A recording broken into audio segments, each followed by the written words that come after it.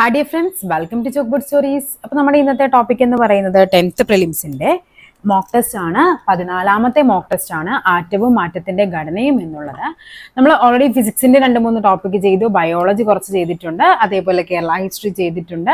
അപ്പോൾ നമുക്ക് എന്ത് ചെയ്യാം, ഇന്നത്തെ ടോപ്പിക്കിൽ ആറ്റം, ആറ്റത്തിന്റെ ഘടന അതുമായിട്ട് ബന്ധപ്പെട്ട് 25 ക്വസ്റ്റ്യൻസ് ആണ് ഉൾപ്പെടുത്തിയിരിക്കുന്നത്. അതും ആ 25 ക്വസ്റ്റ്യനും ഒരു കണക്റ്റഡ് ഫാക്ട്സ് ഒക്കെ പറയുമ്പോൾ ബേസിക് ആയിട്ട് ഈ പറയുന്ന ആറ്റം, ആറ്റത്തിന്റെ ഘടന എന്ന് പറയുന്ന ടോപ്പിക്കിൽ 10th പ്രിലിംസിന് നിങ്ങൾക്ക് ക്വാളിഫൈ ചെയ്യാൻ പറ്റുന്ന ഒരു മാർക്കിലേക്ക് നമുക്ക് എത്തിക്കാം. ഓക്കെ, അപ്പൊ നമുക്ക് എന്ത് ചെയ്യാം, ക്ലാസ്സിലോട്ട് പോകാം. ഫസ്റ്റ് ക്വസ്റ്റ്യൻ നോക്കിക്കേ. ഒരു മൂലകത്തിന്റെ രാസപ്രവർത്തനത്തിൽ നിർണായക പങ്ക് വഹിക്കുന്ന ആറ്റോമിക കണങ്ങളാണ് ഏവ? അല്ലെ, ഇലക്ട്രോൺ, ന്യൂട്രോൺ, പ്രോട്ടോൺ, പോസിട്രോൺ ഏതായിരിക്കും? അപ്പൊ നമുക്ക് പഠിക്കേണ്ട കുറച്ച് ഫാക്ട്സ് ഉണ്ടല്ലോ. ഒരു മൂലകത്തിന്റെ രാസപ്രവർത്തനത്തിൽ നിർണായക പങ്ക് വഹിക്കണമെന്ന് പറയുമ്പോൾ നമുക്ക് അവിടെ ഏതാണ് വരേണ്ടത്? അത് ഇലക്ട്രോൺ ആണ്. ഇലക്ട്രോൺ. ഓക്കെ, ഇലക്ട്രോൺ ആണ്. അപ്പൊ നമുക്ക് എന്തൊക്കെയാണ് ആറ്റവുമായിട്ട് ബന്ധപ്പെട്ട് നമുക്ക് കുറച്ച് കാര്യങ്ങൾ ആദ്യം നമുക്ക് ബേസിക് ആയിട്ട് നമുക്ക് പഠിക്കാം.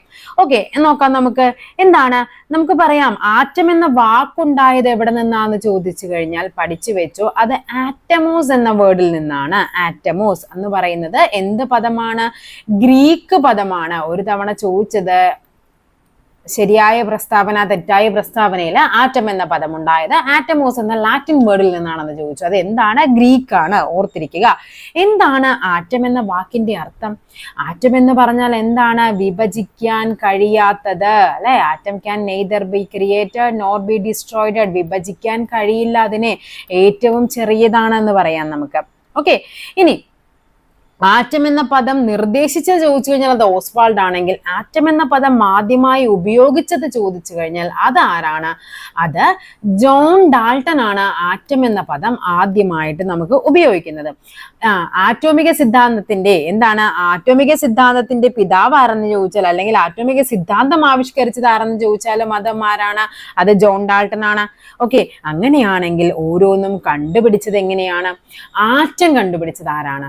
ആറ്റം കണ്ടുപിടിച്ചത് ജോൺ ഡാൾട്ടൺ. അതുകൊണ്ടാണ് അദ്ദേഹം ആറ്റോമിക സിദ്ധാന്തത്തിന്റെ പിതാവ്, അല്ലെങ്കിൽ ആറ്റോമിക സിദ്ധാന്തം ആവിഷ്കരിക്കാനും ഒക്കെ കാരണം. ആറ്റം എന്ന പദം ആദ്യമായിട്ട് ഉപയോഗിച്ചത് ജോൺ ഡാൾട്ടൺ ആണ്. ഏത് വർഷമാണ്? 1807. അങ്ങനെയാണെങ്കിൽ പ്രോട്ടോൺ, ഇലക്ട്രോൺ, എന്താണ്? ന്യൂട്രോൺ. നമുക്കറിയാം ഒരു ആറ്റം എന്ന് പറയുന്നത് എൻ്റെ ഉള്ളിൽ എന്തൊക്കെയുണ്ട്? ന്യൂക്ലിയസ് ഉണ്ട്. ന്യൂക്ലിയസിൽ എന്തുണ്ട്? പ്രോട്ടോണും ഉണ്ട്, ന്യൂട്രോണും ഉണ്ട്. അതിന് ചുറ്റുമുള്ള ഷെല്ലുകളിൽ എന്തുണ്ട്? ഇലക്ട്രോൺസ് ഇങ്ങനെ റിവോൾവ് ചെയ്യുന്നുണ്ട്. ഓക്കെ, അപ്പൊ എന്തൊക്കെയാണ് ഒരു ആറ്റത്തിന്റെ മെയിനായ ഘടകങ്ങൾ എന്ന് പറയുന്നത്?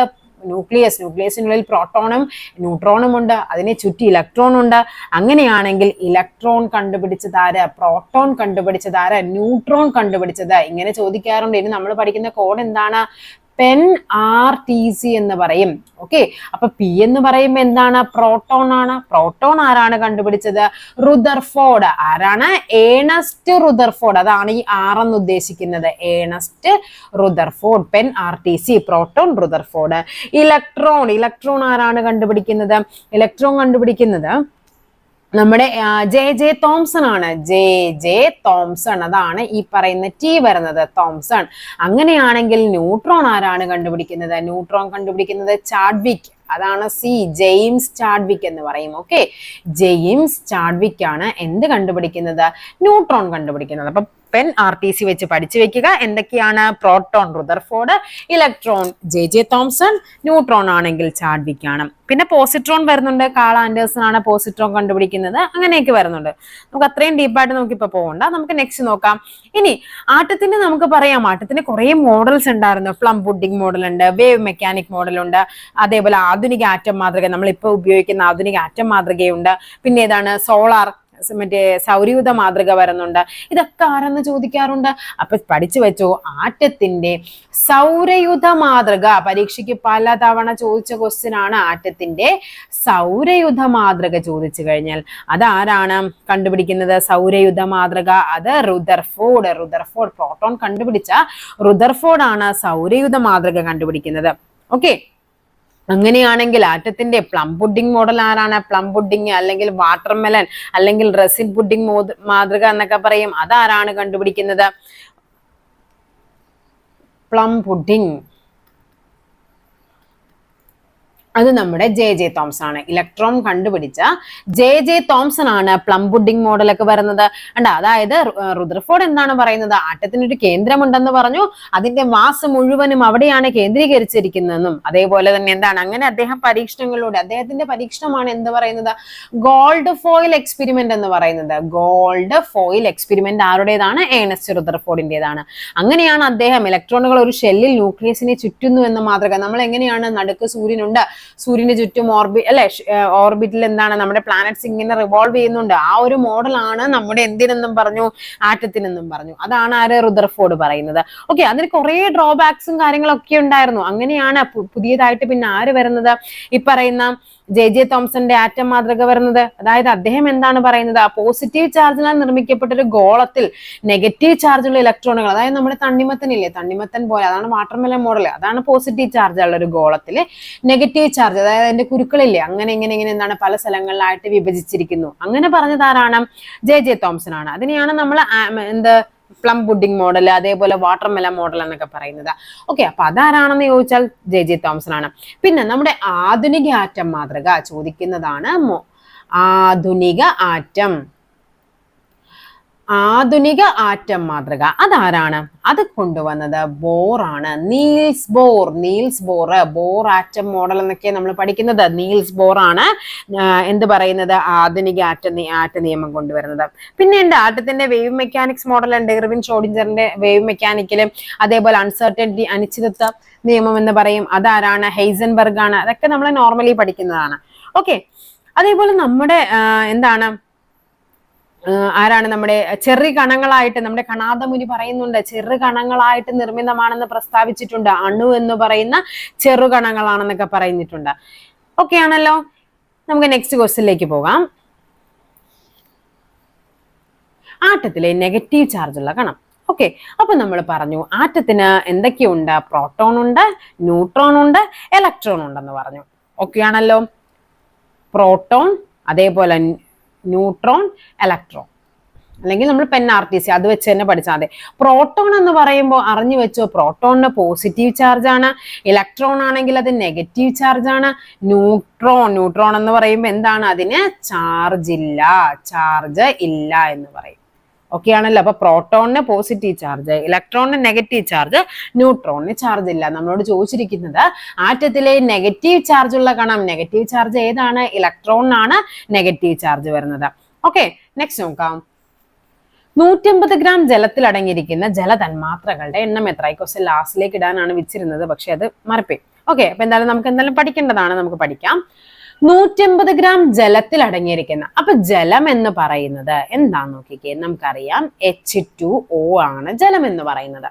ഈ ജലത്തില് ഹൈഡ്രജന്റെ ആറ്റോമിക ഭാരം എന്ന് പറയുന്നത്, ഹൈഡ്രജന്റെ ആറ്റോമിക ഭാരം 1ഉം ഓക്സിജന്റെ ആറ്റോമിക ഭാരം 16ഉമാണ്. അങ്ങനെയാണെങ്കിൽ ഹൈഡ്രജൻ ഇവിടെ എത്ര എണ്ണം ഉണ്ട്, 2 ഹൈഡ്രജൻ വരുമ്പോ 2 × 1, അതായത് 2 അതിന്റെ ആറ്റോമിക ഭാരം എന്ന് പറയുന്നത്. അങ്ങനെയാണെങ്കിൽ ഇവിടെ ഓക്സിജന്റെ എത്ര വരും, ഓക്സിജന്റെ ആറ്റോമിക ഭാരം എന്ന് പറയുന്നത് 16. അങ്ങനെയാണെങ്കിൽ H2O എന്ന് പറയുമ്പോൾ H2Oയിൽ ടോട്ടൽ എത്രയാണ് വരേണ്ടത്, അതും നമുക്ക് വേണമല്ലോ. H2Oയിൽ ടോട്ടൽ എത്ര വരും, 2 ഹൈഡ്രജനും 16 അതിന്റെ ഓക്സിജൻ എന്ന് പറയുന്നത്. സോ ടോട്ടൽ എത്രയാണ് വരേണ്ടത്, 2 + 16 18 ആൻസർ ആയിട്ട് വരേണ്ടത്. ഓക്കെ, അങ്ങനെയാണെങ്കിൽ നമുക്ക് നോക്കാം. ഇനി എന്താണ് നമുക്ക് കണ്ടുപിടിക്കേണ്ടത്, ഇതിനെയാണ് നമ്മൾ പറയുന്നത് മോളാർ മാസ് എന്ന് പറയും. എന്താണ് മോളാർ മാസ്? അപ്പൊ ജലത്തിന്റെ മോളാർ മാസ് എത്രയെന്ന് പരീക്ഷയ്ക്ക് ചോദിക്കാം. എത്രയാണ്, 18 ജലത്തിന്റെ മോളാർ മാസ്, 18 ഗ്രാം/മോൾ, ഇങ്ങനെയാണ് പറയുന്നത് കേട്ടോ. ഇനി അങ്ങനെയാണെങ്കിൽ നമുക്ക് നോക്കാം. 150 ഗ്രാം ജലമാണല്ലോ ഉള്ളത്. 150 ഗ്രാം ജലത്തിൽ എത്രയാണ്, നമുക്ക് 18 ഗ്രാം ആണല്ലോ. അപ്പൊ നമുക്കിവിടെ എത്ര കിട്ടും, 10 മോൾ എന്ന് കിട്ടും. ഓക്കെ, അപ്പൊ ഇനി 10 മോളാണ്. അപ്പൊ നമുക്ക് ഇവിടെ 10 ഉണ്ട്. ഇനി എന്താണ് 6.022 × 10⁻23 നമ്മുടെ അവോഗാഡ്രോ നമ്പർ എന്ന് പറയും. അതുകൊണ്ടാണ് നമ്മുടെ എന്താണ് ഈ പറയുന്ന ഈ നമ്പർ ഇമ്പോർട്ടന്റ് ആട്ടാ. 6.022 × 10⁻23 എന്ന് പറയുന്നതിനാണ് അവോഗാഡ്രോ നമ്പർ എന്ന് പറയുന്നത്. അത്രയും ഘടകങ്ങളായിരിക്കും എന്ത് പറയുന്നത്, അല്ലെ. അതായത് മോളുകൾ എത്രയാണോ അത് ഇൻറ്റു ഈ നമ്പർ ചെയ്താൽ മതി, അത്രയും ആയിരിക്കും എന്താ അതിൻ്റെ ഉള്ളിലെ ജല തന്മാത്രകളുടെ എണ്ണം എന്ന് പറയുന്നത്. അപ്പൊ ഇവിടെ എത്രയായിരിക്കും? 10 മോൾ ഉണ്ട്, ഒരു മോളിൽ 6.022 ഇൻറ്റു 10⁻23 ആണ്. ഓക്കെ, അപ്പൊ എന്ത് പറയാം നമുക്ക്? 10 അവഗാഡ്രോ ഡേ എന്നാണ് ഈ പറയുന്ന 10⁻23, അതായത് 10/23 ഒക്ടോബർ മാസം. 10 എന്ന് പറയുമ്പോൾ ഒക്ടോബർ 23 വരുന്നത്. അപ്പൊ ഏതാണ് വരുന്നത്? 10 ഇൻറ്റു 6.022 ഇൻറ്റു 10⁻23 ആണ് ആൻസർ ആയിട്ട് വരേണ്ടത്. ഓക്കെ, നെക്സ്റ്റ് നോക്കാം. Lithium 37L3. ഓക്കെ, ഇങ്ങനെയാണ് തന്നിരിക്കുന്നത്. ഇതിലെ മൗലിക കണങ്ങളുടെ എണ്ണമാണ് നമുക്ക് കണ്ടുപിടിക്കേണ്ടത്. നമുക്കറിയാം ഒരു ആറ്റത്തില് എന്തൊക്കെയാണുള്ളത്. ഇവിടെ നമുക്ക് പ്രോട്ടോൺ ഉണ്ട്, ഇവിടെ ന്യൂട്രോൺ ഉണ്ട്, ഇതിന് ചുറ്റും എന്തുണ്ട്? ഇലക്ട്രോൺസ് ഉണ്ട്. ഇങ്ങനെ ഒരു നമ്പർ തന്നു കഴിഞ്ഞാൽ നിങ്ങൾ അത് കണ്ടുപിടിക്കേണ്ടത് എങ്ങനെയാണ്? നമുക്ക് അതും കൂടി അറിയണമല്ലോ. എങ്ങനെയാണ് അത് കണ്ടുപിടിക്കേണ്ടത്? ഈ പറയുന്ന മുകളിൽ തന്നിരിക്കുന്നതിനെ പറയുന്ന പേരാണ് എന്ത്? നമ്മുടെ മാസ് നമ്പർ എന്ന് പറയുന്നത്. ഓക്കെ, എങ്ങനെയാണ് നമ്മൾ ഈ ആറ്റോമിക് നമ്പറിനെയും മാസ് നമ്പറിനെയും എഴുതുന്നത്? ഇപ്പൊ എക്സ് എന്ന് പറയുന്ന ഒരു എലമെന്റ് ആണെങ്കിൽ ഈ മുകളിൽ തന്നിരിക്കുന്നത് എന്തായിരിക്കും? എ എന്ന് പറയുന്നത് നിങ്ങൾ എ ആറ്റോമിക് അങ്ങനെ കണക്ട് ചെയ്ത് നേരെ ഓപ്പോസിറ്റ് ആണെന്ന് വിചാരിക്കുക. മുകളിൽ തരുന്നതിന് എന്താ പറയും? മാസ് നമ്പർ ആണ് അല്ലെ. നമ്മൾ എപ്പോഴും മാസ് ഒക്കെ കാണിക്കണം, നമ്മൾ ടോപ്പ് ചെയ്യുന്നല്ലേ. അപ്പൊ എന്ത് ചെയ്യണം? മാസ് അല്ലെ, അങ്ങനെ വിചാരിക്കുക. ഇനി എന്താണ് ഇവിടെ താഴെ തന്നിരിക്കുന്ന ഇസഡ് എന്ന് പറയുന്നത് എന്തായിരിക്കും? ഇസഡ് ഇങ്ങനെയാണ് അതിനെ നോർമലി റെപ്രസെന്റ് ചെയ്യുന്നത്, ആറ്റോമിക് നമ്പർ ആയിരിക്കും. ഓക്കെ ആണല്ലോ. ഇത്രയും നമുക്ക് മനസ്സിലായാൽ ബാക്കി നമുക്ക് ചെയ്യാൻ എളുപ്പമാണ്. കാര്യം ഈ പറയുന്ന എന്താണ്? പ്രോട്ടോണിന്റെ എണ്ണവും ഇലക്ട്രോണിന്റെ എണ്ണവും എല്ലായ്പ്പോഴും തുല്യമായിരിക്കും. ഓക്കെ, അതേപോലെ തന്നെ നിങ്ങൾക്ക് അറിയേണ്ടതാണ് പ്രോട്ടോണും ന്യൂട്രോണും കൂടി കൂട്ടുമ്പോൾ നമുക്ക് എന്ത് കിട്ടും? മാസ് നമ്പറും കിട്ടും. അതേപോലെ തന്നെ ഈ പറയുന്ന അപ്പൊ നമുക്ക് എന്ത് ചെയ്യണം? നമുക്ക് തിരിച്ചു ചെയ്ത് കഴിഞ്ഞാൽ ഈ പറയുന്ന എന്ത് കിട്ടും? ന്യൂട്രോണിന്റെ എണ്ണം. പ്രോട്ടോൺ അറിയാമെങ്കിൽ നമുക്ക് ന്യൂട്രോണിന്റെ എണ്ണം കണ്ടുപിടിച്ചൂടെ? അപ്പൊ ഇനി നിങ്ങൾ അറിയേണ്ടത് ഇലക്ട്രോൺ എന്ന് പറയുന്നത് ഈ താഴെ എഴുതിയിരിക്കുന്നതാണ് ഇലക്ട്രോൺ എന്ന് പറയുന്നത്. ഓക്കെ, ഇലക്ട്രോണും പ്രോട്ടോണും തുല്യമാണ്. സോ പ്രോട്ടോൺ എന്ന് പറയുന്നത് എത്രയാണ്? താഴെ എഴുതിയിരിക്കുന്ന ആറ്റോമിക നമ്പർ, അതിനെയാണ് നമ്മൾ നമ്പർ ഓഫ് പ്രോട്ടോൺസ് അല്ലെങ്കിൽ നമ്പർ ഓഫ് ഇലക്ട്രോൺ എന്ന് പറയുന്നത്. അപ്പൊ ഇവിടെ എന്ത് കിട്ടും? 3 പ്രോട്ടോൺ. താഴെ എഴുതിയിരിക്കുന്ന എന്താണോ അതാണ് പ്രോട്ടോൺ. ഇലക്ട്രോൺ എന്ന് പറയുമ്പോഴും എന്താണ്? താഴെ എഴുതിയിരിക്കുന്നതിനെയാണ്. ഇനി ന്യൂട്രോൺ കണ്ടുപിടിക്കണം. മാസ് നമ്പർ നമുക്കറിയാം. നമുക്ക് എന്ത് ചെയ്താൽ മതി ന്യൂട്രോൺ കണ്ടുപിടിക്കാനായിട്ട്? മാസ് നമ്പറിൽ നിന്ന് പ്രോട്ടോണിന്റെ എണ്ണം കുറച്ചാൽ മതി. മാസ് നമ്പർ എത്രയാണ്? 7. 7 - 3 എന്ന് പറയുമ്പോൾ 4 വരും. അപ്പൊ 4 ന്യൂട്രോൺ, 3 പ്രോട്ടോൺ, 3 ഇലക്ട്രോൺ. ഇതാണ് അതിന്റെ ഓർഡർ എന്ന് പറയുന്നത്. ഓപ്ഷൻ എ ആണ് നമുക്ക് ഇവിടെ ആൻസർ ആയിട്ട് വരേണ്ടത്. തെറ്റിപ്പോകരുത്. ഓക്കെ, നെക്സ്റ്റ് നോക്കാം. ആറ്റോമിക സിദ്ധാന്തത്തിന്റെ ഉപജ്ഞാതാവ് ആരാണ്? ആറ്റോമിക സിദ്ധാന്തം നമ്മൾ ആദ്യം തന്നെ പറഞ്ഞല്ലേ, ആറ്റോമിക സിദ്ധാന്തം കണ്ടുപിടിച്ചത് ആരാണ്? ജോൺ ഡാൾട്ടൺ ആണ്. ഓക്കെ, ആധുനിക ആറ്റം സിദ്ധാന്തം എന്നൊക്കെ പറഞ്ഞ് ചോദിക്കും. ആരാണ്? ജോൺ ഡാൾട്ടൺ ആണ്. അപ്പൊ നമുക്ക് പഠിക്കാം ആറ്റോമിക സിദ്ധാന്തവുമായിട്ട്. നമുക്ക് പറയും ആറ്റം എന്ന പദം ആദ്യമായിട്ട് ഉപയോഗിച്ചത് ആരാണ്? ജോൺ ഡാൾട്ടൺ ആണ്. ഇദ്ദേഹത്തിനുള്ള ഒരു അസുഖമായിരുന്നു കേട്ടോ, ഡാൾട്ടണിസം, വർണ്ണാന്തത എന്ന് പറയില്ലേ. അതായത് ഇദ്ദേഹത്തിന് നിറങ്ങളെ തിരിച്ചറിയാനുള്ള ഒരു കപ്പാസിറ്റി കുറവായിരുന്നു. അതുകൊണ്ടാണ് ആ ഒരു വർണ്ണാന്തത എന്ന അസുഖത്തെ ഡാൾട്ടണിസം എന്നും കൂടി അറിയപ്പെടുന്നത്. ഓക്കെ, എന്താണ് ആറ്റോമിക സിദ്ധാന്തം എന്ന് പറയുന്നത്? എല്ലാ പദാർത്ഥങ്ങളും ആറ്റങ്ങൾ എന്ന് പറയുന്ന സൂക്ഷ്മകണങ്ങളാൽ നിർമ്മിതമാണ്. രാസപ്രവർത്തന വേളയിൽ ആറ്റത്തെ വിഭജിക്കാൻ കഴിയില്ല, അതേപോലെ നിർമ്മിക്കാനോ നശിപ്പിക്കാനോ കഴിയില്ല. Atom can neither be created no be destroyed. നമ്മൾ കുഞ്ഞു ക്ലാസ്സുകളിലും പഠിക്കുന്ന ഒരു സാധനമാണ് അല്ലേ അത്. ഒരു മൂലകത്തിന്റെ ആറ്റങ്ങളെല്ലാം ഗുണത്തിലും വലിപ്പത്തിലും മാസിലും ഒക്കെ എന്താണ്? സമാനമായിരിക്കും. ഓക്കെ, അതേപോലെ തന്നെ രാസപ്രവർത്തനത്തിൽ ഏർപ്പെടാൻ കഴിയുന്ന ഏറ്റവും ചെറിയ കണിക ചോദിച്ചു കഴിഞ്ഞാൽ അതിനെയാണ് നമ്മൾ ആറ്റം എന്ന് പറയുന്നത്. ഓക്കെ, ഓരോ മൂലകങ്ങളുടെയും ആറ്റങ്ങൾക്ക് എന്താണ്? വ്യത്യസ്ത ഗുണങ്ങളായിരിക്കും, വ്യത്യസ്ത മാസ് ആയിരിക്കും. ഇതൊക്കെയാണ് അദ്ദേഹം പറയുന്ന ആറ്റോമിക സിദ്ധാന്തം എന്ന് പറയുന്നത്. ഓക്കെ ആണല്ലോ. നെക്സ്റ്റ് നോക്കാം. ആറ്റോമിക സിദ്ധാന്തവുമായി ബന്ധപ്പെട്ട് തന്നിരിക്കുന്ന ആശയങ്ങളിൽ നിന്ന് ശരിയായത്. രാസപ്രവർത്തന വേളയിൽ ആറ്റത്തെ വിഭജിക്കാൻ കഴിയും. തെറ്റാണ്. രാസപ്രവർത്തന വേളയിൽ എന്താണ്? വിഭജിക്കാൻ പറ്റില്ല. എല്ലാ പദാർത്ഥങ്ങളും ആറ്റം എന്ന് പറയുന്ന അതിസൂക്ഷ്മ കണങ്ങളാൽ നിർമ്മിതമാണ്. ശരിയാണ്. ഒരു മൂലകത്തിന്റെ ആറ്റങ്ങളെല്ലാം ഗുണത്തിലും വലിപ്പത്തിലും മാസിലും സമാനമായിരിക്കും. ശരിയാണ്. രാസപ്രവർത്തനത്തിൽ ഏർപ്പെടാൻ കഴിയുന്ന ഏറ്റവും ചെറിയ കണികയാണ് ആറ്റം എന്ന് പറയുന്നത്. ഓക്കെ,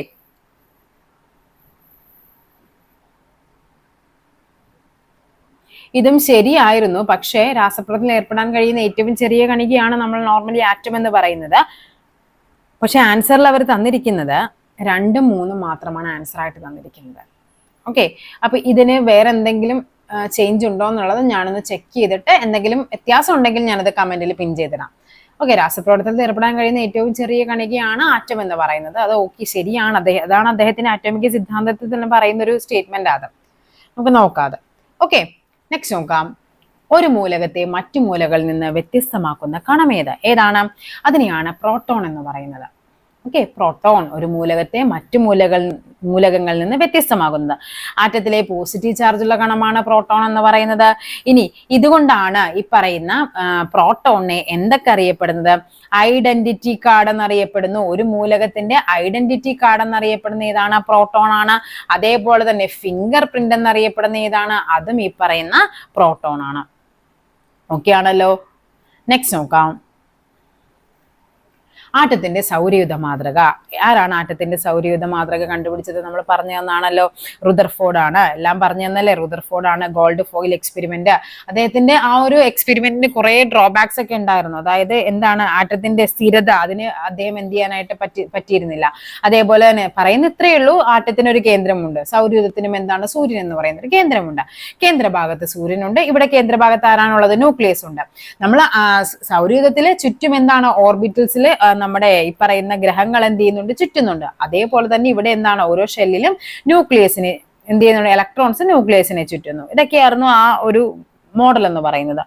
ഓക്കെ, നെക്സ്റ്റ് നോക്കാം. താഴെ തന്നിരിക്കുന്നവയിൽ നിന്നും ഐസോടോപ്പുകളെ തിരിച്ചറിയുക. അപ്പൊ നമുക്ക് പഠിക്കണം ഐസോടോപ്പ് എന്താണെന്ന്, ഐസോബാർ എന്താണെന്ന്. ഓക്കെ, അപ്പൊ എന്താണ് ഐസോടോപ്പ് എന്ന് പറഞ്ഞാൽ? ടോപ്പ് എപ്പോഴും പറയുന്നതാണ്. ഐസോടോപ്പ് എന്ന് പറയുമ്പോൾ എന്താണ്? വ്യത്യസ്ത മാസ് നമ്പർ. ടോപ്പ് വേറെ ലെവലാണ്, വ്യത്യസ്തമാണ്, വ്യത്യസ്ത മാസ് നമ്പർ. ഓക്കെ, അതേപോലെ തന്നെ ഒരേ ആറ്റോമിക നമ്പർ, പിന്നെ എന്താണ് പറയുന്നത്? ഒരേ മൂലകത്തിന്റെ ആറ്റങ്ങളായിരിക്കണം. അല്ലാണ്ട് തോന്നിയതുപോലെ ആവാൻ പാടില്ല. ഒരേ മൂലകത്തിന്റെ ആറ്റങ്ങൾ. ഇവിടെ കാർബൺ എന്താണ്, നൈട്രജൻ തന്നിട്ടുണ്ട്, തെറ്റാണ്. ഇവിടെയും കാർബൺ നൈട്രജൻ തന്നിട്ടുണ്ട്. ഇവിടെ ആർഗൺ കാൽഷ്യം തന്നിട്ടുണ്ട്, തെറ്റാണ്. ഒരേ മൂലകത്തിന്റെ ആയിരിക്കണം ഐസോടോപ്പ് എന്ന് പറയുന്നത്. സോ കണ്ണും പൂട്ടി നിങ്ങൾ എഴുതിക്കോ, ഇതാണ് ആൻസർ എന്ന് പറയുന്നത്. നമുക്ക് കാർബണിന് 4 ഐസോടോപ്പുകളാണ്. നമുക്ക് കാർബൺ 11 ഉണ്ട്, കാർബൺ 12 ഉണ്ട്, കാർബൺ 13 ഉണ്ട്, കാർബൺ 14 ഉണ്ട്. അപ്പൊ എന്താണ് പഠിക്കേണ്ടത്? ഒരേ ആറ്റോമിക നമ്പരും വ്യത്യസ്ത മാസ് നമ്പറുമുള്ള ആറ്റങ്ങളെയാണ് ഐസോടോപ്പുകൾ എന്ന് പറയുന്നത്. കുറെ ഐസോടോപ്പിനെ പറ്റി നമുക്ക് പഠിക്കാനുണ്ട്. എന്തൊക്കെയാണ്? കാർബണിന്റെ റേഡിയോ ആക്റ്റീവ് ഐസോടോപ്പ് ഏതെന്ന് ചോദിക്കാറുണ്ട്. കാർബൺ 14 ആണ് കാർബണിന്റെ റേഡിയോ ആക്റ്റീവ് ഐസോടോപ്പ് എന്ന് പറയുന്നത്. ഈ കാർബൺ 14 ആണ് നമ്മുടെ ഫോസിലുകൾ, ജൈവ വസ്തുക്കളുടെയൊക്കെ കാലപ്പഴക്കം നിർണ്ണയിക്കാൻ ഉപയോഗിക്കുന്നു. ഓക്കെ, ഇതൊക്കെ കാർബൺ 14 ആണ്. ഓക്കെ ആണല്ലോ. പിന്നെയുള്ളതാണ് യുറേനിയം. യുറേനിയം 235. എന്താണ് യുറേനിയം 235ന്റെ പ്രത്യേകത? ആണവ നിലയങ്ങൾ ഇന്ധനമായിട്ട് ഉപയോഗിക്കുന്നതാണ് എന്തെന്ന് പറയുന്നത്? യുറേനിയം 235 എന്ന് പറയുന്നത്. നമ്മുടെ ഹിരോഷിമയില് അണുബോംബ് വർഷിക്കുമ്പോൾ അവിടെ ഉണ്ടായിരുന്ന റേഡിയോ ആക്റ്റീവ് ഐസോടോപ്പ് എന്ന് പറയുന്നത് യുറേനിയം 235 ആണ്. ആണവ നിലയങ്ങളിൽ. ഓക്കെ, ഇവിടെ കാർബൺ 14 എന്താണ്? കാലപ്പഴക്കം നിർണ്ണയിക്കാൻ കാർബൺ 14 ആണ്. പിന്നെ ഉണ്ടല്ലോ, നമ്മളിവിടെ പറഞ്ഞ എന്താണ്? ഹിരോഷിമയിൽ ഏതായിരുന്നു? ഹിരോഷിമയിൽ യുറേനിയം 235 ആണെങ്കിൽ നാഗസാക്കിയിൽ ഏതായിരുന്നു? നാഗസാക്കിയിൽ വർഷിച്ച അണുബോംബില് പ്ലൂട്ടോണിയം ആയിരുന്നു. പ്ലൂട്ടോണിയം 239 ആണ്. പ്ലൂട്ടോണിയം 239 എന്ന് പറയുന്ന അതായിരുന്നു, ആ ഒരു ഐസോടോപ്പ് ആയിരുന്നു അവിടെ ഉപയോഗിച്ചിട്ടുള്ള അണുബോംബിൽ ഉണ്ടായിരുന്നത്. ഓക്കെ ആണല്ലോ. പിന്നെ നമ്മളോട് ചോദിക്കാറുണ്ട്, നമ്മുടെ ഏതാണ് തൈറോയ്ഡ് ഗ്രന്ഥിയിലെ ക്യാൻസർ കണ്ടുപിടിക്കാനായിട്ട്? അതിനെയാണ് അയഡിൻ 131 എന്ന് പറയുന്നത്. ഓക്കെ, അതേപോലെ തന്നെ മനുഷ്യരിൽ കൂടുതലായി കാണപ്പെടുന്നത് ചോദിക്കാറുണ്ട്. അത് പൊട്ടാസ്യം 40 ആണ് മനുഷ്യരിൽ കൂടുതലായിട്ട് കാണപ്പെടുന്നത്. പ്രകൃതിയിൽ തന്നെ ഏറ്റവും കൂടുതൽ എന്ന് ചോദിച്ചു കഴിഞ്ഞാൽ അത് കാർബൺ 12 ആണ്. കാർബൺ 12 ആണ് പ്രകൃതിയിൽ ഏറ്റവും കൂടുതലായിട്ട് കാണപ്പെടുന്നത്. ഓക്കെ, അപ്പൊ ഐസോടോപ്പ് എന്താണെന്ന് മനസ്സിലായല്ലോ. ഒരേ ആറ്റോമിക നമ്പറും വ്യത്യസ്ത മാസ് നമ്പറും ആയിരിക്കും. ഐസോബാർ ആണെങ്കിലോ എന്തായിരിക്കും? ഒരേ ആറ്റോമിക നമ്പറും ആണോ? അല്ല. എന്താണ് പറയേണ്ടത്? ഒരേ മാസ് നമ്പറും വ്യത്യസ്ത ആറ്റോമിക നമ്പറുമുള്ള വ്യത്യസ്തതകളെയാണ് ഐസോബാർ എന്ന് പറയുന്നത്. ഓക്കെ, നെക്സ്റ്റ് നോക്കാം. മാസ് നമ്പർ 2 ഉള്ള ഹൈഡ്രജന്റെ ഐസോടോപ്പ്. അപ്പൊ നമുക്ക് പഠിക്കണം, ഹൈഡ്രജന്റെ ഐസോടോപ്പുകൾ 3 എണ്ണമാണുള്ളത്. പ്രൊട്ടിയം, ഡ്യൂട്ടീരിയം, ട്രിഷ്യം എന്നുള്ളത്. ഓക്കെ, ഇവിടെ 2 ഉള്ളതെന്ന് ചോദിച്ചാൽ മാസ് നമ്പർ 2 പറയുമ്പോൾ ഇവിടെ നമുക്ക് പറയാം H11, ഇവിടെ നമുക്ക് H12, ഇവിടെ നമുക്ക് H13. ഇങ്ങനെയാണ് എന്ത് വരുന്നത്, ഹൈഡ്രജന്റെ ഐസോട്ടോപ്പുകൾ വരുന്നത്. ഇത് ആറ്റോമിക നമ്പർ ആണ്, മാസ് നമ്പർ ആണ് മാറിക്കൊണ്ടിരിക്കുന്നത്. ഒരേ ആറ്റോമിക നമ്പറും വ്യത്യസ്ത മാസ് നമ്പറുമുള്ള ഒരേ മൂലകത്തിന്റെ ആറ്റങ്ങളെയാണ് എന്ത് പറയുന്നത്, ഐസോട്ടോപ്പ് എന്ന് പറയുന്നത്. ഇവിടെയാണ് എന്ത് പറയുന്നത്, ഇതിന്റെ പേരാണ് പ്രോട്ടിയം. Okay, protium. ഇതിന്റെ പ്രത്യേകത എന്ന് പറയുന്നത് ന്യൂട്രോൺ ഇവിടെ 0 ആയിരിക്കും. ന്യൂട്രോൺ എങ്ങനെയാ കണ്ടുപിടിക്കുന്നത്, ഇത് തമ്മിൽ മൈനസ് ചെയ്താൽ നമുക്ക് ന്യൂട്രോൺ കിട്ടും. 1 - 1 = 0 ന്യൂട്രോൺ. ഇവിടെ നമുക്ക് എന്ത് കിട്ടും, 2 - 1 എന്ന് പറയുന്നത് 1 ന്യൂട്രോൺ ഉണ്ട്. ഇവിടെ 3 - 1 എന്ന് പറയുമ്പോൾ 2 ന്യൂട്രോൺ ഉണ്ട്. ചോദിച്ചിട്ടുണ്ട് 2 ന്യൂട്രോൺ അടങ്ങിയ ഹൈഡ്രജന്റെ ഐസോട്ടോപ്പ് ചെയ്ത് 3 ന്യൂട്രോൺ, അങ്ങനെ ഉണ്ടോ, ഇല്ല. 1 ന്യൂട്രോൺ 2 0 ഇങ്ങനെയാണ് വരേണ്ടത്. അപ്പൊ ഇതിന്റെ പേര് പ്രോട്ടിയം ആണെങ്കിൽ ഇതിന്റെ പേര് എന്തായിരിക്കും, ഇതിന്റെ പേരാണ് ഡ്യൂട്ടീരിയം എന്ന് പറയുന്നത്. ഇതിന്റെ പേരാണ് ട്രിഷ്യം എന്ന് പറയുന്നത്. നമുക്ക് വേണ്ടത് മാസ് നമ്പർ 2 ഉള്ള ഹൈഡ്രജന്റെ ഐസോട്ടോപ്പ് ആണല്ലോ, ഏതാണ് അത്, ഡ്യൂട്ടീരിയം ആണ്. ഓക്കെ, പ്രോട്ടിയം, ഡ്യൂട്ടീരിയം, ട്രിഷ്യം, ആ ഓർഡറും കൂടി പഠിച്ചു വെക്കണേ. നെക്സ്റ്റ് നോക്കാം, താഴെ തന്നിരിക്കുന്ന ജോഡികൾ ഐസോട്ടോപ്പുകൾ ഏതെല്ലാം. ഐസോട്ടോപ്പ് ആണ് പറഞ്ഞിരിക്കുന്നത്. സോ ആദ്യം തന്നെ നമ്മൾ എന്ത് കണ്ടുപിടിക്കണം, ഒരേ മൂലകമാണോ നോക്കണം. ഒരേ മൂലകമുള്ളത് ഏതൊക്കെയുണ്ട് ഇവിടെ, ഇത് ഹൈഡ്രജനും ഹീലിയവുമാണ്. ഇപ്പൊ തന്നെ നിങ്ങളെ വെട്ടിക്കോ. പിന്നെ ഉള്ളത് ഇത് രണ്ടും മാത്രമാണ്. ഒന്നുകിൽ 2 ആയിരിക്കും, അല്ലെങ്കിൽ 4 ആയിരിക്കും. 2 മാത്രം എന്നൊരു ഓപ്ഷനും ഇല്ല, 4 മാത്രം എന്നുള്ള ഓപ്ഷനും ഇല്ല. നിങ്ങൾക്ക് വേറെ ഒന്നും അറിഞ്ഞില്ലേലും ആൻസർ കിട്ടും. ഓപ്ഷൻ ബി ആണെന്നുള്ളത് ഉണ്ടോ. കാർബണിന്റെ എന്താണ് പറയുന്നത്, ഒരേ ആറ്റോമിക നമ്പർ, വ്യത്യസ്ത മാസ് നമ്പർ, ഐസോട്ടോപ്പ്. ഹൈഡ്രജന്റെ ഒരേ ആറ്റോമിക നമ്പർ, വ്യത്യസ്ത മാസ് നമ്പർ, ഡ്യൂട്ടീരിയം, ട്രിഷ്യം. ഇത് കാർബൺ 30, ഇത് കാർബൺ 4 അല്ല, ഇത് കാർബൺ 30, ഇത് കാർബൺ 12 എന്ന് പറയുന്നത്. ഓക്കെ,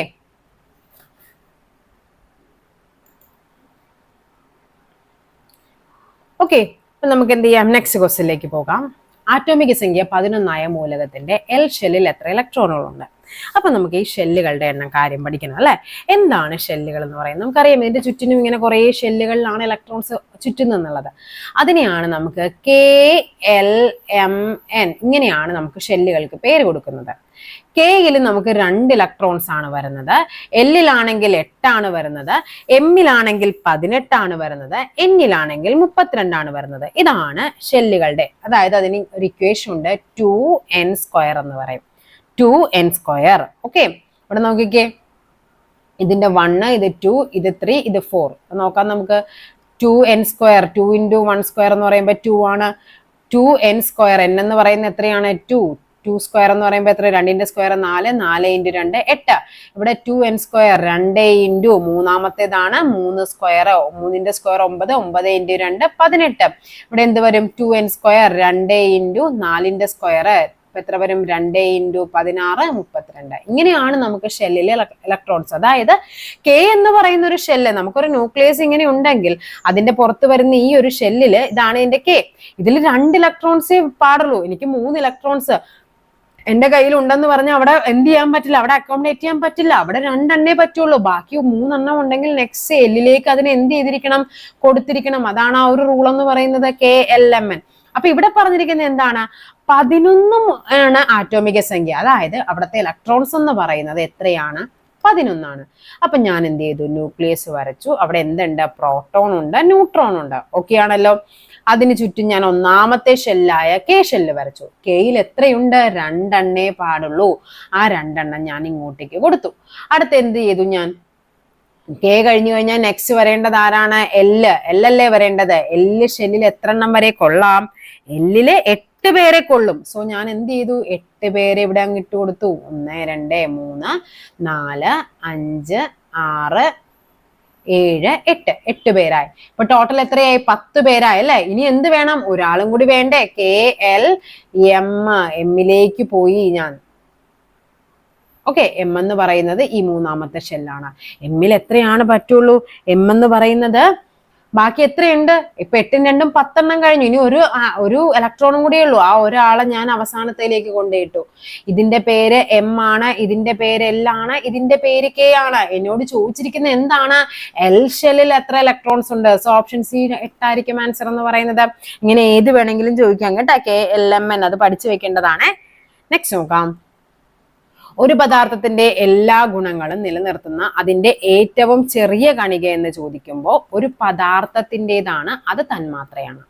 ഓക്കെ, ഒരു തന്മാത്ര അത് തിരിഞ്ഞു പോകരുത്. ഒരു പദാർത്ഥം ഇപ്പൊ നമുക്ക് പറയാം പഞ്ചസാര എന്ന് പറയുന്ന പദാർത്ഥത്തിൽ കാർബൺ ഉണ്ട്, ഹൈഡ്രജൻ ഉണ്ട് അല്ലെ. ഇതിന്റെ അകത്ത് അതിന്റെ എല്ലാ ഗുണം, കാർബൺ എന്ന് പറയുന്ന ഒരു ആറ്റമാണ്, അത് മാത്രം എടുത്തു കഴിഞ്ഞാൽ അതിൽ കാർബണിന്റെ ഗുണം മാത്രമേ കിട്ടുള്ളൂ. ഇതെല്ലാം കൂടി ചേരുന്നത് ഒരു തന്മാത്രയായിട്ട് വരുമ്പോഴാണ് എന്ത് വരുന്നത്, ഒരു പഞ്ചസാരയാവുന്നത്. അപ്പൊ എല്ലാ ഗുണങ്ങളും നിലനിർത്തുന്ന ഏറ്റവും ചെറിയ കണിക എന്ന് ചോദിച്ചാൽ അത് തന്മാത്രയാണ്. ഓക്കെ ആണല്ലോ. നെക്സ്റ്റ് ക്വസ്റ്റ്യനിലേക്ക് പോകാം.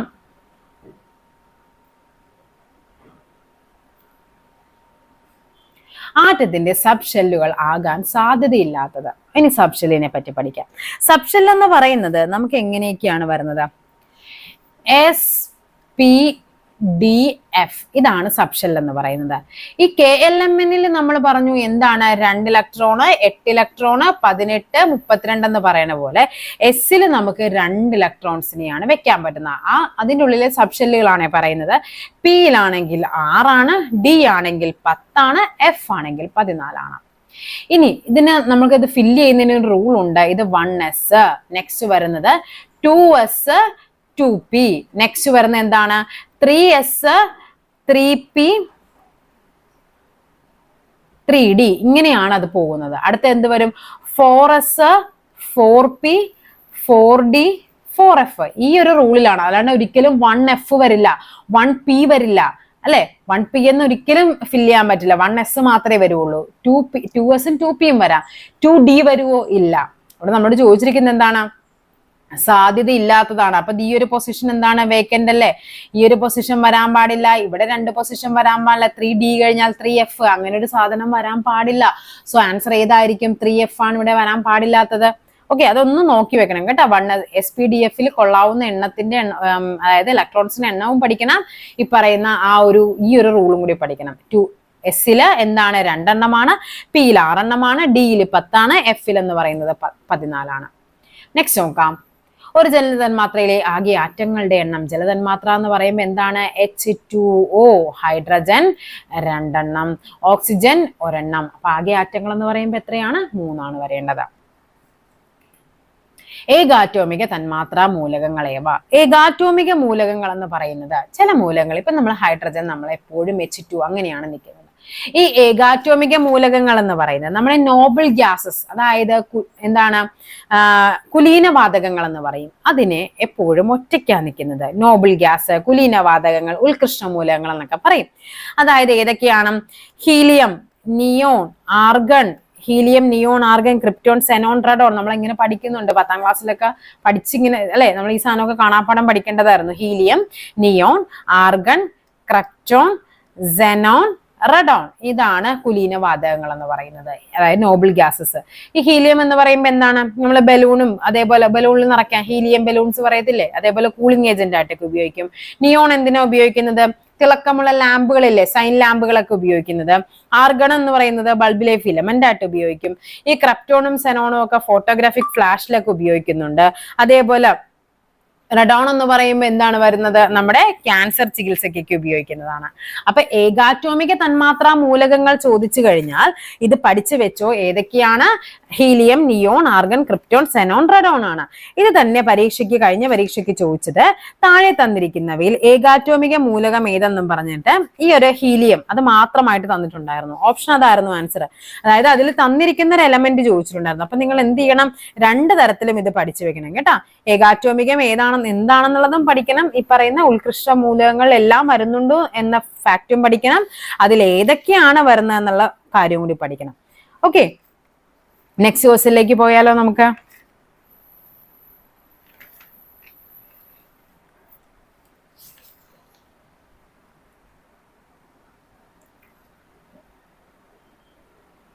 ആറ്റത്തിലെ ചാർജ് ഇല്ലാത്ത കണമായ ന്യൂട്രോണിനെ കണ്ടെത്തിയത് എങ്ങനെയാണ് നമ്മൾ പഠിച്ചത്, pen, RTC, proton Ernest Rutherford, electron JJ Thomson, neutron ആരാണ്, ജെയിംസ് ചാഡ്വിക്. അപ്പൊ ആരാണ്, ജെയിംസ് ചാഡ്വിക് ആണ്.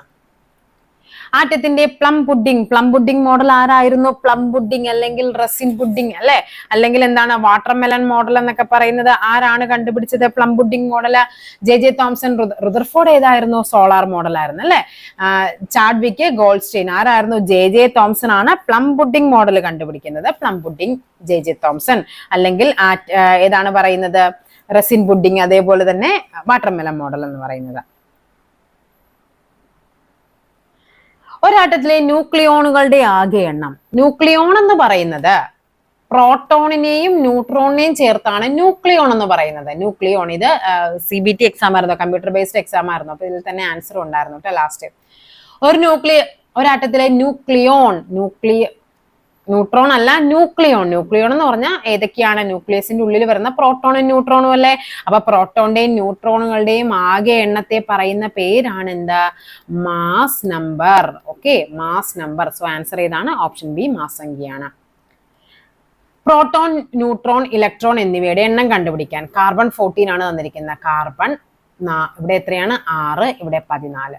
ഇവിടെ നമുക്കറിയാം പ്രോട്ടോൺ എന്ന് പറയുന്നതും ഇലക്ട്രോൺ എന്ന് പറയുന്നതും തുല്യമാണ്. അതാണ് ഈ താഴെ തന്നിരിക്കുന്നത്. സോ പ്രോട്ടോൺ 6 ആണ്, ഇലക്ട്രോൺ 6 ആണ്. 6, 8, 6 വരുന്നത് ഏതേ ഉള്ളൂ? ഈ ഒരൊറ്റ സ്റ്റേറ്റ്മെന്റേ ഉള്ളൂ അല്ലെ? പ്രോട്ടോണും ഇലക്ട്രോണും എപ്പോഴും തുല്യമായിരിക്കും. ന്യൂട്രോൺ എന്ന് പറയുന്നത് എന്താണ്? ന്യൂട്രോൺ നമുക്ക് ഈ പറയുന്ന മാസ് നമ്പറിൽ നിന്ന് എന്ത് ചെയ്താൽ മതി? മാസ് നമ്പറിൽ നിന്ന് പ്രോട്ടോൺ മൈനസ് ചെയ്താൽ മതി. മാസ് നമ്പർ 14 ആണ്, പ്രോട്ടോണിന്റെ എണ്ണം 6 ആണ്. 14ൽ നിന്ന് 6 കുറക്കുമ്പോൾ നമുക്ക് 8 കിട്ടും. 6, 8, 6 ആണ് ആൻസർ ആയിട്ട് വരേണ്ടത്. നെക്സ്റ്റ് നോക്കാം. പ്രോട്ടോണിന് ആ പേര് നൽകിയത് പ്രോട്ടോൺ ആരാണ് കണ്ടെത്തിയത്? റുദർഫോർഡ്, പെൻ RTC അല്ലെ? Rutherford, JJ Thomson, Goldstein, William Crookes, എല്ലാവരുടെ കാര്യങ്ങളൊക്കെ പഠിച്ചു വെക്കേണ്ടതാണ് കേട്ടോ. അപ്പൊ എന്താണ് പ്രോട്ടോൺ? പെൻ RTC നിങ്ങൾ പഠിച്ച് തന്നെ വെക്കണം. Proton Rutherford, electron JJ Thomson, neutron ആണെങ്കിൽ ജെയിംസ് ചാഡ്വിക്. ഒരാറ്റത്തിന്റെ M ഷെല്ലിൽ 6 ഇലക്ട്രോണുകൾ ഉണ്ടെങ്കിൽ ആറ്റത്തിന്റെ ആറ്റോമിക നമ്പർ എത്രയാണ്? M-ലാണ് പറഞ്ഞിരിക്കുന്നത്. M എന്ന് പറയുമ്പോൾ നമുക്കറിയാം KLM ഇങ്ങനെയാണ് വരുന്നത്. Kയിൽ 2 ഇലക്ട്രോണേ പാടുള്ളൂ. L-ലാണെങ്കിൽ എത്രയാണ്? 2, 8. എങ്ങനെയാണ് അതിന്റെ ഓർഡർ വരുന്നത്? 2, 8, 18, 32. ഇതാണല്ലോ ഓർഡർ. ഇവിടെ എത്രയാണ്? 2 വന്നു. ഇവിടെ എത്ര വന്നു? 8 ഫില്ല് ചെയ്തു. M-ല് 6. ഇത്രയല്ലേ അവർ പറഞ്ഞിട്ടുള്ളൂ? M ഷെല്ലിൽ 6 ഇലക്ട്രോൺ. എത്ര വരും? 8ഉം 2ഉം 10, 10ഉം 6ഉം 16. ഓപ്ഷൻ സി ആണ് ആൻസർ ആയിട്ട് വരേണ്ടത്. നെക്സ്റ്റ് നോക്കാം. തന്നിരിക്കുന്നവയിൽ ഐസോടോപ്പുകളുമായി ബന്ധപ്പെട്ട് ശരിയായ പ്രസ്താവന. ഐസോടോപ്പ് ആണ്. ഒരേ മാസ് നമ്പർ ആണോ? അല്ല, വ്യത്യസ്ത മാസ് നമ്പർ ആണെന്ന് നമ്മൾ പറഞ്ഞു. വ്യത്യസ്ത മാസ് നമ്പരും ഒരേ ആറ്റോമിക നമ്പറുമുള്ള ഒരേ മൂലകത്തിന്റെ വ്യത്യസ്ത ആറ്റങ്ങളെയാണ് ഐസോടോപ്പ് എന്ന് പറയുന്നത്. പഠിച്ചു വെച്ചോ. വ്യത്യസ്ത മാസ് നമ്പരും ഒരേ ആറ്റോമിക നമ്പറുമുള്ള ഒരേ മൂലകത്തിന്റെ വ്യത്യസ്ത ആറ്റങ്ങളെയാണ്. ഓക്കെ. ആറ്റോമിക സംഖ്യ 8 മൂലകം. ആറ്റോമിക സംഖ്യ 8 വരുന്നത് ഓക്സിജൻ ആണ്. ഓക്സിജൻ ആണ് ആറ്റോമിക സംഖ്യ 8 വരുന്നത് കേട്ടോ. ഹൈഡ്രജന്റെ ആറ്റോമിക സംഖ്യ എത്രയാണ്? 1 ആണ്. കാർബണിൻ്റെത് 6 ആണ്, നൈട്രജന്റേത് 7 ആണ്, ഓക്സിജന്റേതാണ് 8 വരുന്നത്. X എന്ന മൂലകത്തിന്റെ ഇലക്ട്രോൺ വിന്യാസം 2, 8, 1 ആയാൽ മൂലകത്തിലെ ആകെ ഷെല്ലുകളുടെ എണ്ണം. ഇവിടെ എത്രയാണ്? ഇതിൽ Kയിൽ നമ്മൾ 2 എണ്ണം നിറച്ചു, L-ൽ നമ്മൾ 8 എണ്ണമായി, M-ൽ നമ്മൾ 1 എണ്ണം നിറച്ചു. ആകെ ഷെല്ലുകൾ എന്ന് ചോദിച്ചാൽ ഈ എണ്ണമാണ് ഈ ചോദിക്കുന്നത്. 1, 2, 3. എത്ര എണ്ണമാണുള്ളത്? 3 ഷെല്ലുകളാണ് അവിടെ വരുന്നത്. ഓക്കെ ആണല്ലോ. അപ്പൊ ഏകദേശം 25 ക്വസ്റ്റ്യൻസ് ആയിട്ടുണ്ട്. നല്ല രീതിക്ക് പഠിക്കുക. നമുക്ക് ജൂലൈ 18, 19 എക്സാം വരുന്നത്. ജൂലൈ 19-നാണ്, 19 ജൂലൈ 18-നാണ് എക്സാം വരുന്നത്. മാക്സിമം നല്ല രീതിക്ക് പഠിക്കുക. 10th പ്രിലിംസ് ആണ്. നമുക്ക് കമ്പനി ബോർഡ് LGSും അതേപോലെ തന്നെ ബെവ്കോ LDയും എക്സാമിനായിട്ട് വരുന്നുണ്ട്. നല്ല രീതിക്ക് പഠിക്കുക, നന്നായിട്ട് സ്കോർ ചെയ്യാൻ ശ്രമിക്കുക. പ്രിലിംസ് ആണ്. അപ്പൊ അത്യാവശ്യം നല്ല രീതിക്ക് തന്നെ മാത്സ് ഒക്കെ നന്നായിട്ട് പഠിച്ചു വെക്കുക. 20 മാർക്കാണ് മാത്സിന് വരുന്നത്. അപ്പൊ നമുക്ക് എന്ത് ചെയ്യാം? അടുത്തൊരു ടോപ്പിക്കുമായിട്ട് നമുക്ക് വീണ്ടും കാണാം. Thank you.